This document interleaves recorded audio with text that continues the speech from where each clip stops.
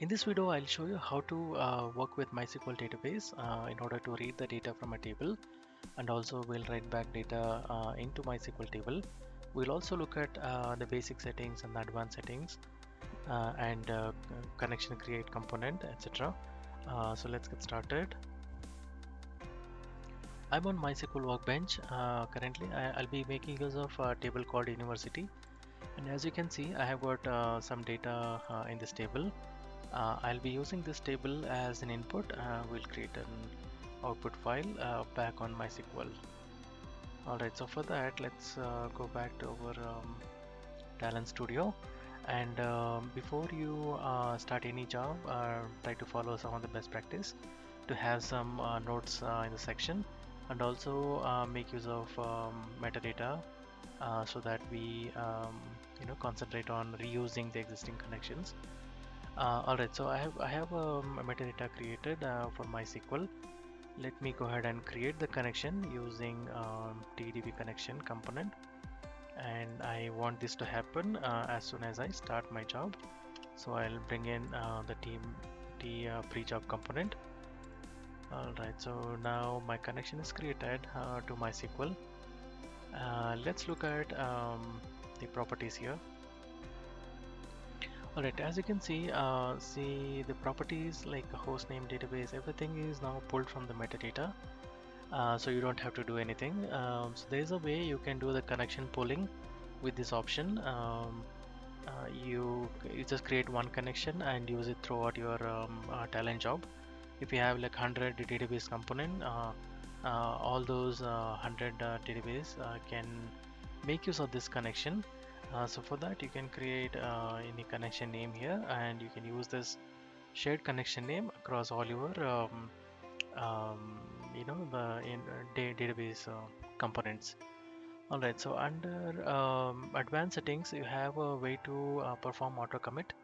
So if you don't want to lose data, if something fails in between, or you want data to be committed as soon as we load the data target, you may want to choose this auto commit. If not, you can commit the complete transaction as part of your post job. So let me bring that as well. So I'll bring this now. I would be using commit component from the palette, and here I will mention it as MySQL. And if you look at the properties here, I already have a connection component, so I'll choose that. So what I'm saying is, after my main job is done, I want to commit the data that you have written to MySQL and also close the connection. And yeah, that's all about this connection. There's not much on the advanced settings. Okay, I'll go back to the job now. Okay, let me maximize. Okay, so now that we have created the connection and also we have taken care of committing the connection once that main flow is completed, now the next step is to bring in your table. So for that, again I'll go back to the metadata and I'll pull the table definition from the metadata into job design area, and this time I want it to be db input. Alright, so now that I have input component ready, let's look at the details here. Okay, so as you can see, the property type is a repository. So it is definition and everything is pulled from the repository. And for the connection, let's go ahead and make use of the existing connection. Okay, and by default, it'll pull the table name and also the query from the table, so you don't have to manually create your definition and the length. And let's say if you change some data type or column length, you have to do it at the metadata level, and all the jobs referencing that metadata will be automatically updated. So that's the one of the best practice.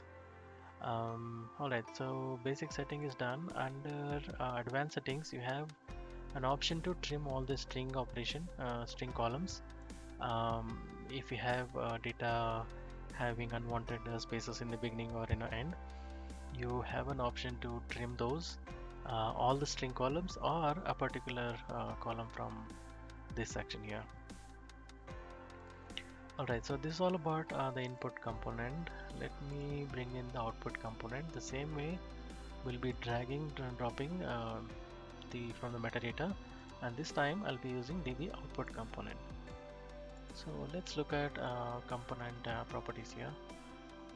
Alright, so it's already using the existing from the metadata, and I will make use of the existing connection. Right, under that you will choose MySQL, and target, I want this target to be created dynamically. So for that, let me give target, I'll call it as a new table name. So you, instead of creating a table from the database, you can directly create it under Talend with these settings, action on the table. So if the table is already existing, you have an option to drop and create, or drop table if exist and create, or you can create a table if it does not exist. Or if the table is already there and you want to do a truncate and load, you choose the last option. So for now, I don't have the table ready, so what I'll do is I'll go ahead and choose this option. So with this action, your table will be created. Once that is created, what do you want to do? So I usually go with insert. If you have a requirement to do an upsert, you choose insert or update as insert.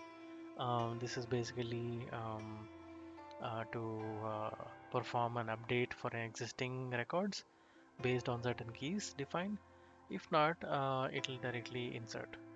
You can even do an delete or insert ignore. There are a couple of options. You may want to give it a try when you do the hands-on. But remember, if you are performing any update, your target should have a key column defined. Alright, so let's look at the advanced settings here. So additional columns is where you can define a custom column, data type, and any SQL expression here by clicking on this plus sign. And this is how you create a custom column. So for now, I'll just skip this step. And next is we will go back to the job design window. I'll go ahead and connect from the source using a main component and connect to the target. So this is how you kind of create connection in the pre-job, perform your data load, read and then write operation, and once this is done, automatically post job will be executed along with the commit and close connection. So these are some of the best practice. Alright, so I'll go ahead and save the job and go ahead and run the job. Okay, click on run. Okay, as you can see, it has started reading the records and then loaded to the final target. So I had 2500 records, and there are no errors. It has started and then disconnected. And as you can see, the exit code is 0, which means it's completed successfully. Alright, let's go back to the Mysql Workbench and see if this table is created. Okay, yes, I can see that, and let's go ahead and query the table. Okay, yeah, as I can see, the same data is read from the source and then written into this target. So instead of sourcing or writing data, you can choose any other database like Oracle or SQL Server or anything. You can do a whole lot of combinations here to read or write, or even you can perform lookup. So that's all. This is how you make use of MySQL components to read and write data. Alright, I hope you like this video. Thank you for watching. Happy learning.